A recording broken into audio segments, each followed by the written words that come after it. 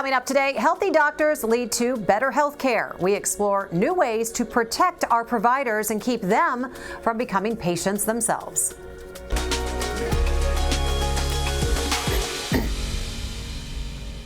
Good morning, I'm Jessica Lovell, and welcome to the Morning Medical Update. Before we begin our program, you likely woke up this morning to news of a worldwide CrowdStrike IT issue affecting some Windows applications. Now, the health system has been impacted in only a few areas. Patient care is happening as normal, but patients may experience delays as we have transitioned to downtime processes or procedures, which are well-designed ways to provide alternate care. We will keep you updated, but again, know that patient care is uninterrupted, but it may just be a bit slower in some patient areas. Well, back to our topic today. Healthcare workers face unique demands on their physical and mental health. And today, we are learning about some of the unique solutions that can address those demands. And that includes a high-tech camera that lets neurosurgeons see their patients better, plus special shields that block radiation, just like lead. We'll also ask what's being done to protect mental health and reduce burnout. Joining us here in studio is Dr. Becky Lowry, an internal medicine physician, as well as the Chief Wellness Officer at the University of Kansas Health System. Good to see you. Good to see you. And just like a CFO, she is in charge of finance. Who is in charge of finance? Dr. Lowry is leading the efforts to improve well-being for our staff and our providers. We also have two doctors working inside the brain. Dr. Brian Milligan across from me is one of the health system's neurosurgeons, and then Dr. Alan Reeves is the Director of Interventional Neuroradiology. And we're going to learn a little bit about the difference between the two here in just a few moments. But gentlemen, good to have you. Thank you. Good. All right, so Dr. Lowry, we've been talking about protecting healthcare workers. This is also, it would be clear to be a patient safety issue as well, right? Yeah, it is interesting. We know that from a lot of data, actually, patients feel the best about their care and they get the safest, highest quality care when the teams taking care of them are healthy and well. There are a lot of places this has been referenced, but one that I think is interesting is a group called ECRI. It's Emergency Care Research Institute, was designed over 50 years ago. They publish a list every year that is the top 10 threats to patient safety. And for the last several years, the well-being and health of the physicians and the healthcare team have been on that list, not just in the top 5, but actually, or not just in the top 10, but actually in the top 5. So, doctors, would you agree that a happy, healthier doctor makes for happy patients? 100%. I mean, it makes the world a happier place if you're happy doing your job. And how does it matter to the patients? I think in surgery, when you're physically healthy and well, you avoid fatigue, you avoid mental fatigue, you can make sure that you're at the top of your game and really make sure that you're doing the best for patients. I often do 6, 8, 10-hour brain tumor surgeries, and if I'm physically fatigued at the end of the procedure, which might actually be the most critical part of the surgery, if I'm not at my best, then that might not lead to the most optimal outcome. Yeah, So. You got to go the distance. You let us bring a camera inside one of your recent surgeries. We appreciate that. But before we show the footage, we do want to warn videos. If you're a bit squeamish, you might want to listen instead of look. There were some photos of some brain shots in here, so we just wanted to make you aware. But Dr. Milligan, many brain surgeries, they require a microscope, but you're using something called an exoscope. What is that, and how does that help you do your job and do it better? The exoscope is a camera on a robotic arm. You'll see in the video something that looks like a soda can that I'm gripping with my hand, and that's to release the robotic arm to move it around and aim it at the area that I want to see. But there's an extremely bright light and magnification associated with the camera, so I can zoom in on whatever I want. And the difference between the exoscope and the microscope is the microscope has glass lenses in it, and I need to put my eyes up against the microscope to look down into the surgical area. So if I'm trying to work at a significant angle one direction or another with the microscope, I have to turn my whole body at that angle. And if I need to work like that for 20 or 30 minutes, it can be very fatiguing. But with the exoscope, I just aim the camera, and I stand and use 3D glasses to look at the 65 or 70-inch television screen I have, and then I can just hold my hands at the angle and work, and it really reduces fatigue. I was going to ask, that was my question, is how long might you be, in that position? And I mean, yeah, 5 minutes would be a lot. You're talking 20, 30, or even more. It could be a very long time working at an awkward angle like that. So what else do you do in the OR to help improve ergonomics? Making sure that the equipment's arranged in the best way, making sure that the operating table is at the right height. We often secure the patient's body position with Velcro and all kinds of padding and so on, so that we can rotate the table to one side or the other, or angle the surgery site to help improve ergonomics so that I can try to stand and work more vertically. All of these things are really useful. I remember using the microscope after a long case. I used to go home and literally just lay down on the couch, exhausted. You're recovering. And today I go home and I don't feel as physically exhausted as I used to. Something that people don't realize, that, like I said, the doctors go home and have to have their own recovery moment. But is it true that, I understand some neurosurgeons have actually had neck surgery because of this wear and tear? Yeah, a number of my teachers over the years have had to have spine surgery for the neck primarily, from a combination of working at those odd angles, but also using magnifying glasses and working over the wound for a long time. A good time to be in healthcare now versus back then. I think so. You think so? So Dr. Lowry, I understand the health system is reassessing ergonomics. What else might change? Yeah, sure. I think we don't always do a great job of explaining how important ergonomics are, and not just to the safety and well-being of our surgeons and proceduralists, but honestly to our patients, because we're at an interesting time in healthcare that we're at a critical shortage of physicians and many other healthcare workers. So if we can make the job more sustainable for our experts, then that's better for everyone as a whole. We have some options for wearable technology that help give some guidance and some cues for better positioning, and we're also doing some ergonomic consults in the OR to help give information to the whole team about how to do just what Dr. Milligan's saying in terms of making the space as safe and healthy as possible. Yeah, you make a good point though with that shortage. We don't need physicians and healthcare workers out on leave because they're on the brink. So, Dr. Reeves, earlier we saw some footage of brain surgery. So explain how that's different from your specialty, which is interventional neuroradiology. Sure. So the biggest difference is that we're operating on the brain, but using very small incisions and using imaging, usually x-rays, special x-rays called fluoroscopy, to guide small instruments generally through the blood vessels up into the brain to do the job at hand. And so that's using small instruments to accomplish usually a vascular task. It's not always the case. Sometimes there are spine cases and various other types of cases, but the operating room looks, for all intents and purposes, just like an operating room, but we have special equipment in there that helps us guide the procedure in two different planes, and like I said, it's generally through a very small incision. And then there are big screens in front of us that allow us to see the field, if you will, what we're working on. So when Dr. Milligan does it, he's actually taking off a piece of the skull and looking at the brain directly. When we do it, we're working on the brain, but we're using imaging to see the brain and to see our instruments while we're working. And so you rely on CTs to see what you're doing. So you wear a lot of lead, right, to protect from the radiation. And we're going to do a little show and tell here. Stuart, our producer, is going to bring this apron. This is what, I'm taking it, this is what you wear during, during the longevity of a procedure. That's right.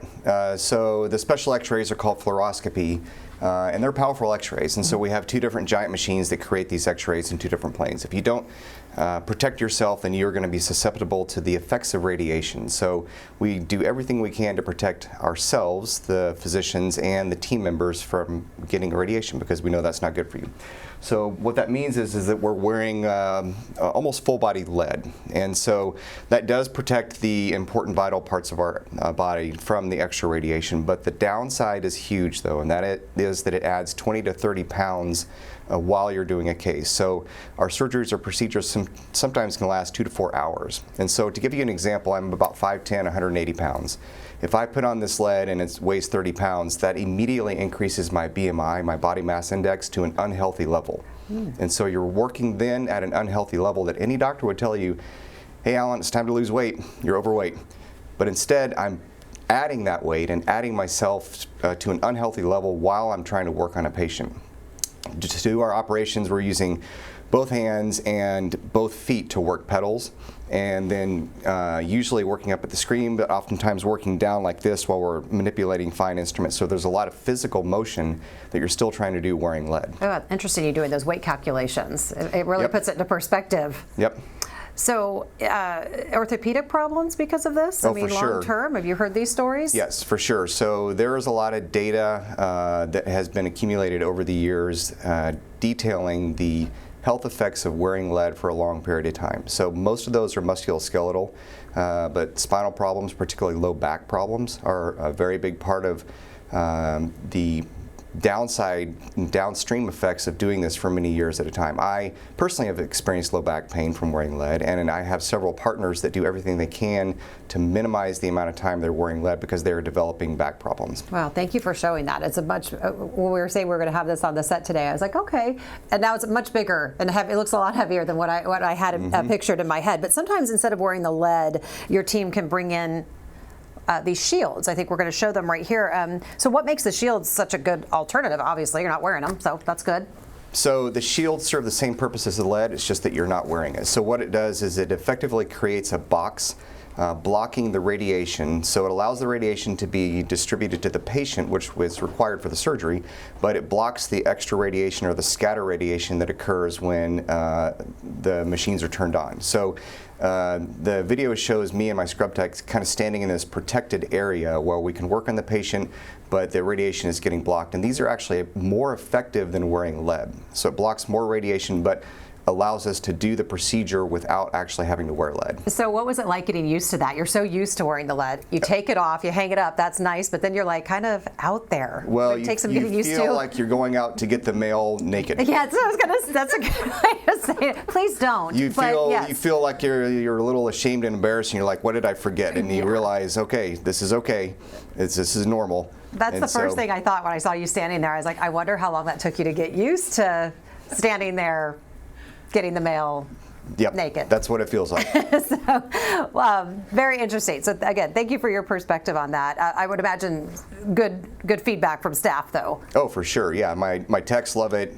We love it. It doesn't work for every case, but so the aprons cases, still are on standby. Oh yeah, yep. And the other members of the team that have to provide support, the anesthesia team and circulating nurses, they still have to wear lead because they're not standing in that little protected zone. Gotcha. Okay, so if you're watching live and you have questions, be sure to do that. You can put them in the chat on YouTube or Facebook. You can email the Medical News Network. All that information is right there on your screen. Let's talk about mental health and well-being. Super important, and thankfully it's been being more accepted than ever to talk about the depression, the burnout, the anxiety, all of it. Dr. Lowry, there's still a stigma, especially for doctors. Is it true that until recently that doctors were expected to disclose whether or not they had sought any type of mental health treatment? It is true, and it really doesn't make a lot of sense when you think about it. We would expect that all of our patients and all of us seek care for things that are beneficially treated with that care, and this is no different. Care is holistic, so just like our dental and our vision health is an important part of our holistic health, our mental health is equally important.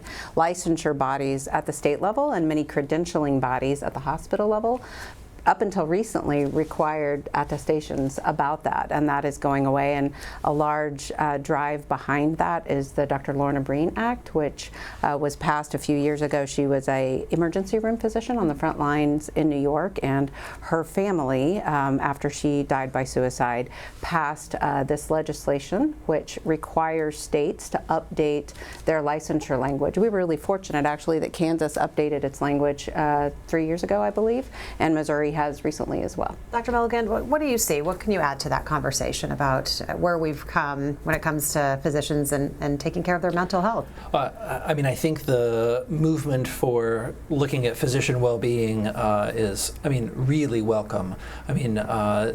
Over the last probably 10 years since I've been in practice, we've only seen more and more responsibilities lumped on physicians, and honestly, many of them are outside of our control, which feeds into this kind of cycle of helplessness and frustration, and then fatigue, and then burnout.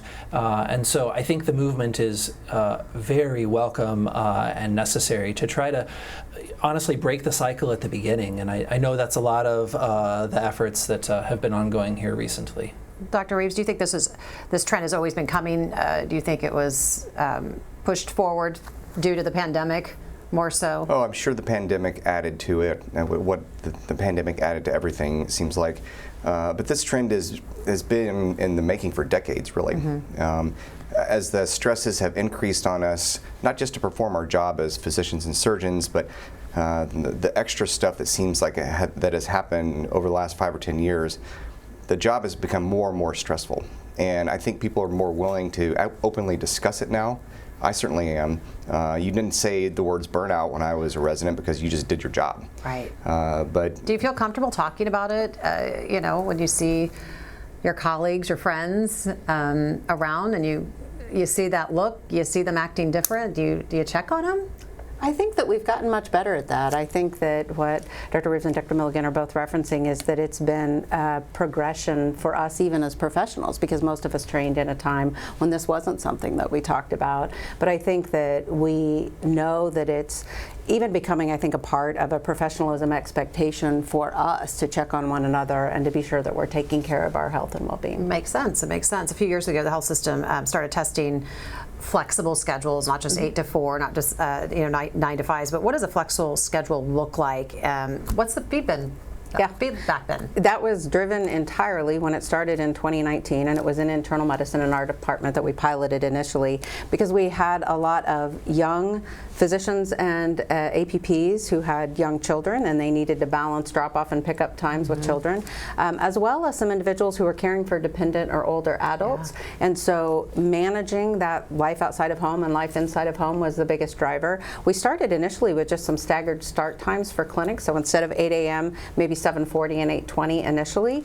And interestingly, not only was it really well received by the physicians and the APPs, but our frontline staff who do the check-in process for us were the first group to come back and say, this is so much better because there's not a bottleneck at the front of the clinic, and instead we have more of a staggering of the patients checking in. So we now have in that space about 13 different start times for clinic. Really? Okay. So like it's what seemed like a small tweak has really expanded. So you've also helped create the PWC, the Professional Wellbeing Center. What happens there? It was very much a team effort and a long, many years of discussion, but the Professional Wellbeing Center is a distinct, confidential location where our colleagues can seek help if needed. It does have the traditional things we think about for counseling, for like anxiety and depression, but actually a lot of more contemporary and proactive leadership consults, solution-based consults. A number of our physician leaders have utilized the services to talk through strategies for supporting the well-being of their team as a whole, and that's been very well received. So you're all doctors,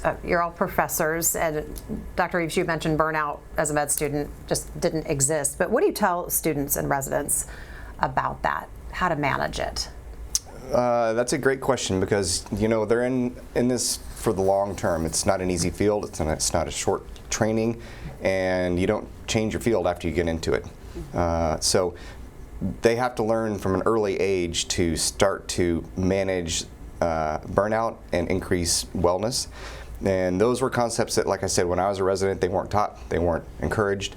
But there are systemic things in place now with each residency to help our young learners learn to manage this as they progress through their career.